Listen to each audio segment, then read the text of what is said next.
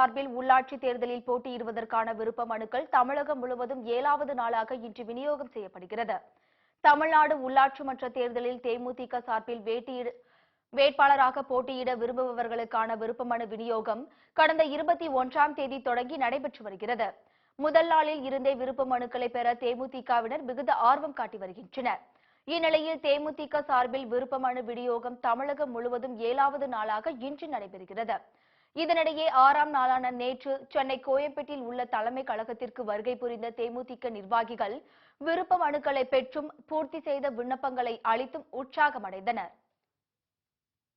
தமிழ் என்று சொல்லடா, தலை நிமிர்ந்து நில்லடா கேப்டன் அவர்களின் தாரக மந்திரத்தோடு எங்களுடைய நிறுவன தலைவர் அவர்களின் ஆணைக்கிணங்க உள்ளாட்சி தேர்தலிலே சென்னை பெருநகரத்துக்கு உட்பட்ட வார்டுகளில் போட்டியிட்டு வெற்றி பெற்று எங்களுடைய தலைவரின் பாதங்களுக்கு காணிக்கையாக சமர்ப்பிக்க திருவிக நகர் பகுதியின் சார்பாக வடசென்னை மாவட்டத்தின் கழகத்தின் சார்பாக நாங்கள் போட்டியிட்டு வெற்றி பெறுவோம் என்று நாங்கள் தெரிவித்துக் கொள்கிறோம்.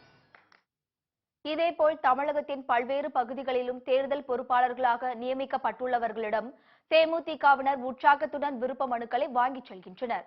வரும் 30ஆம் தேதி மாலை 5 மணிக்குள் பூர்த்தி செய்யப்பட்ட விண்ணப்பங்களை சமர்ப்பிக்க வேண்டும் என தலைமை கழகம் அறிவுறுத்தியுள்ளது.